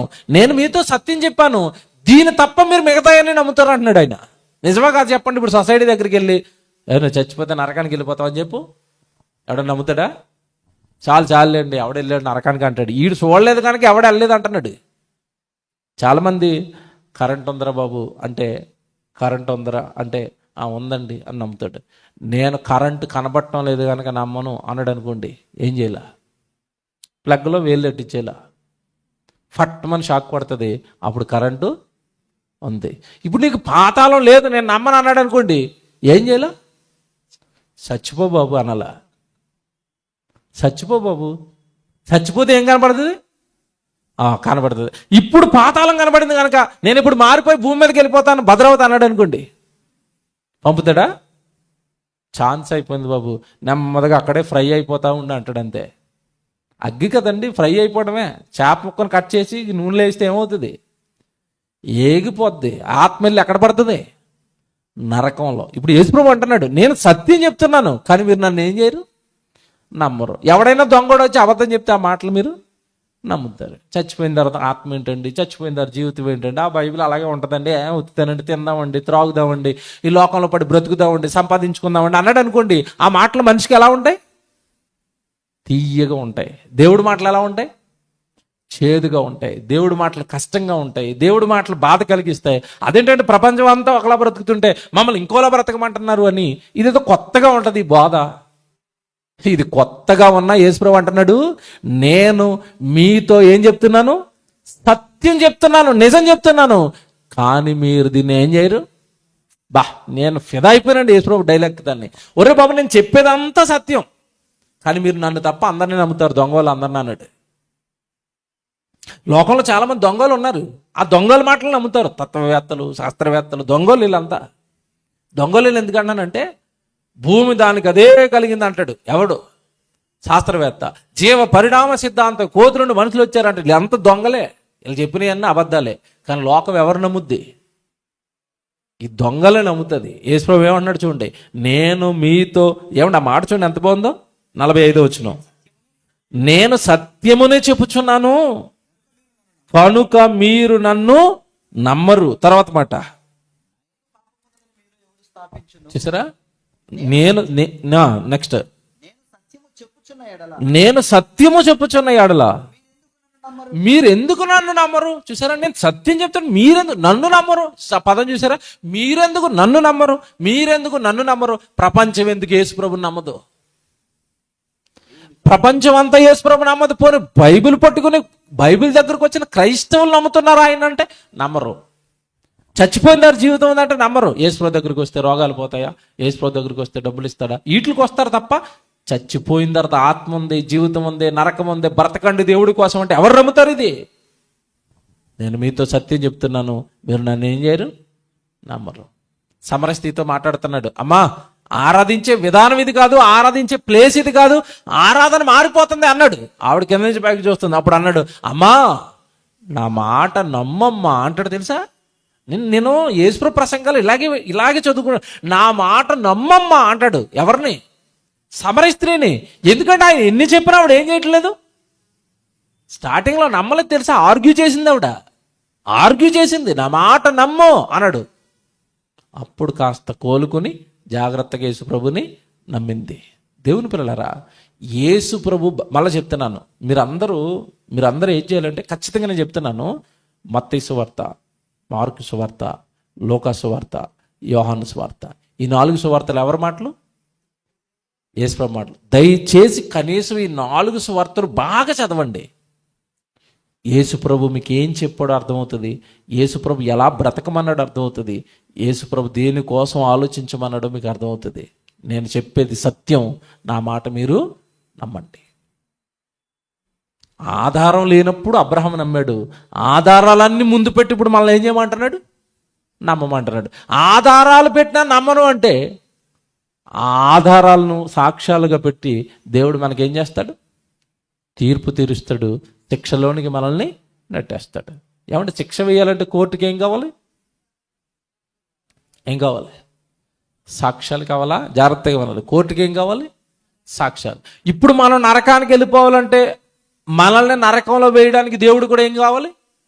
సాక్ష్యాలు కావాలి. ఇప్పుడు దేవుడికి సాక్ష్యాలు ఉన్నాయా లేవా? ఉన్నాయా? ఉన్నాయి. ఏంటి చెప్పండి సాక్ష్యాలు? సాక్ష్యాలు ఏంటి? లేఖనాలు, వర్డ్ ఆఫ్ గాడ్, దేవుడి వాక్యమే మన మీద సాక్షి. ఇక్కడే ఉంటుంది చూడండి. 5వ అధ్యాయానికి రండి. 5వ అధ్యాయానికి, ఇది యోహాను సువార్త 5వ అధ్యాయానికి రండి. 39. యోహాను సువార్త 5వ అధ్యాయం 39. లేఖనముల యందు మీకు నిత్య జీవము కలదని తలంచుచు వాటిని పరిశోధించుచున్నారు. ఏమండి, లేఖనాలలో మీకు ఏముందట? నిత్య జీవం, పరలోకం ఎక్కడుంది చెప్పండి. ఇప్పుడు లేఖనాల్లోనే ఉంది, వాక్యంలోనే ఉంది. వాక్యాన్ని పరిశీలిస్తేనే నీకు నిత్య జీవం, పరలోకం ఎలా వెళ్ళాలో నీకు తెలుస్తుంది. Very good. లేఖనముల యందు మీకు నిత్య జీవము కలదని తలంచుచు వాటిని పరిశోధించుచున్నారు, అవే నన్ను గూర్చి సాక్ష్యం ఇచ్చుచున్నవి అన్నాడు. చూడండి, లేఖనాలు దేవుడి గురించి ఏమిస్తున్నాయట? సాక్ష్యం. యేసుక్రీస్తుల వారు బెత్లెహేంలో పుట్టాడు, సాక్ష్యం. అవునా? ఇది అబద్ధమా నిజమా? లేఖనం మనకేం చెప్పింది? యేసుప్రభు ఎక్కడ పుట్టాడని చెప్పింది? బెత్లెహేంలో. ఇది అబద్ధమా నిజమా? నిజం. యేసుక్రీస్తుల వారిని కలవరకొండ పైన సిలువేసేశారు, మనకేం చెప్పింది? లేఖనం. నిజమా అబద్ధమా? నిజం. ఇవన్నీ యేసుక్రీస్తుల వారికి ఏంటి చెప్పండి ఇప్పుడు? సాక్ష్యాలు. లేఖనాలే దేవునికి సాక్ష్యాలు. ఆ సాక్ష్యాలు కళ్ళ ముందు పెట్టి, మరి నువ్వు ఆధారం ఉన్నా ఎందుకు నమ్మలేదు? యేసుప్రభుడి కోసం ఇజ్రాయెల్ దేశంలో పుట్టాడనే లేఖన ఆధారాలతో, చారిత్రక ఆధారాలతో, భౌగోళిక ఆధారాలతో ప్రభు పుట్టాడు, నీ కోసం చచ్చిపోయాడు, సిలువేయించుకున్నాడని లేఖనాలు కళ్ళ ముందు పెట్టా, నువ్వెందుకు నమ్మలేదు? ఇప్పుడు మనల్ని తీర్పులోనికి తేడానికి సాక్ష్యాలు దేవుడికి ఏంటంట? లేఖనాలు. మీకు విషయం చెప్పనా? బైబిల్లో ఈ సంగతి ఉందని నాకు తెలియదు ప్రభు అన్నవనుకోండి, ఏ విషయంలో నన్ను తప్పిపోయి, అప్పుడు దేవుడు ఏమంటాడు? బైబిల్లో ఎందుకు పెట్టాను నాన్న నీ చేతిలోని జిప్ వేసుకుని ఇంట్లో పెట్టుకోవడానికా అంటాడు. మేము జిప్పులు వేసుకుని ఇంట్లో పెట్టుకోవడం తప్ప చదివే అవకాశాలు మాకేమీ లేవు. సరే నాన్న, మరి లేఖనాలు చదువుకోలేదు కదా, అవే నన్ను గురించి సాక్ష్యం ఇస్తాయని చెప్పాను, అందులోనే నిత్యజీవం ఉందని చెప్పాను, నిత్యజీవాన్ని చదువుకోలేదు, నువ్వు వెళ్ళిపో నాన్న. ఎక్కడికి? పాతాళానికి. సరిపోయిందా? బైబిల్లో మాట ఉంటుంది, దేవుడట మనిషికట 1000 ప్రశ్నలు వేస్తాడట. మనకి దాని దగ్గర ఒకదానికైనాను సమాధానం ఉండదట. నన్నెందుకు నమ్మలేదురా అని దేవుడు ఎన్ని ప్రశ్నలు వేస్తాడు? ఎన్ని వేస్తాడట? 1000. అంటే ఆయన గురించి సాక్ష్యాలు ఎన్నున్నాయి? ఆయన శాంపుల్కి చెప్పాడు 1000 వేస్తానని. 1000 కాదు, 1,00,000 వేయగలడు ఆయన. మామిడి పండు తిన్నావరా వేసవకాలంలో అంటాడు. తిన్నాను డాడీ. మరి మామిడి పండు తిన్నప్పుడు దానిలో రుచి, అబ్బా తింటున్నప్పుడు ఆస్వాదించావు కదరా, ఆ రుచి ఎవరు పెట్టారో నన్ను గురించి ఆలోచించలేదురా అన్నాడు అనుకోండి. క్వశ్చన్ నెంబర్ 1, మామిడి పండు పట్టెత్తది మనల్ని. శుభ్రంగా జ్యూసులు తీసుకుని తాగటం తప్ప ఆలోచించడం నా వల్ల కాలేదు తండ్రి అంటవా? ఎప్పుడైనా చేపల కూర తిన్నావరా అంటది. దేవుడు అడుగుతాడు, చేపల కూర తిన్నావా అంటాడు. తిన్నాను ప్రభా, ముక్క భలేగా ఉంటుంది ఫ్రై చేసుకుంటే. అంటే మరి చేప చేసింది నేను కదరా, తెలియలేదా అంటాడు. దొరికిపోయావా? దొరికిపోయా. ఇప్పుడు మీరు ఆలోచించుకోండి. చేపను పెట్టో, మామిడి పండును పెట్టో, కొబ్బరికాయను పెట్టో, ఏమన్నా ఆకుకూరలు పెట్టో, మటన్ కూర పెట్టో, నువ్వు కట్టుకుంటున్న బట్టలు పెట్టో, నువ్వు వాడుకుంటున్న ఆభరణాలు పెట్టో, వెండిని పెట్టో, బంగారాన్ని పెట్టో, నేలను పెట్టి, గాలిని పెట్టి, భూమిని పెట్టి, ఆకాశాన్ని పెట్టి, ఇది నేనే చేశాను, ఇది నేనే చేశాను, ఇది నేనే చేశాను, ఎందుకు రామలేదు, ఎందుకు రామలేదు, ఎందుకు రామలేదు అంటే మనిషి ఏమైపోతారు చెప్పండి? ప్రశ్నలకే చచ్చిపోడు. ప్రశ్నలకే చచ్చిపోడండి మనిషి. ఇంకేమన్నా మళ్ళీ నేను రివర్స్ చెప్తాను ప్రభా సమాధానం ఉంది అంటాడా? ఆర్మై క్వీప్ క్వైట్, అంతే. నోరు మూసుకుని నేను చెప్పింది నేను. ఎందుకు రమ్మలేదంటే భయం వేయట్లేదండి. నిజంగా చెప్తున్నాను, లోకాన్ని చూస్తే నాకు భయం వేస్తుంది. పాపం ఈడు మామిడి పూలు తింటున్నాడు, చచ్చిపోయిన తర్వాత మామిడి పండు గురించి దేవుడు అడిగితే ఏం చెప్తాడు ఈడు? మీరు ఆలోచించండి. మీరు ఆలోచిస్తారు ఎప్పుడైనా? నేను చేప ముక్క తింటున్నప్పుడు నాకు అదే భయం వేస్తుంది. బాబు ఇన్ని చేపలు తినేస్తున్నావు, ఆయన ఏమన్నా అడుగుతాడేమో. లేదు ప్రభు, రేపు మంచి ప్రసంగం చెప్తాను చేప ముక్క తిన్నందుకు. చెప్పుకోవాలి కదండి లెక్క. భయం వేస్తుంది. ఎవరైనా మంచి భోజనం పెడితే మాకు భయం. ఇంత మంచి భోజనాన్ని తింటున్నాం, దేవుడికి లెక్క చెప్పాలి కదా. సరే రేపు డే క్లాస్ చెప్తాం, కష్టపడి కూర్చుంటాం, మాకు భోజనం పెట్టినందుకు, ఆ భోజనాన్ని మీకు పని కోసం వాడతాం తండ్రి. ఎన్ని ప్రశ్నలు అడుగుతాడండి దేవుడు. పోనీ అబ్రహాం జీవితం, ఈరోజు పాఠం చెప్పాను కదా, అబ్రహాం జీవితం గురించి ఎప్పుడైనా చదువుకున్న బైబిల్లో? చదివాను తండ్రి. మరి ఏ ఆధారాలు లేనప్పుడు అబ్రహాం నమ్మాడు కదరా.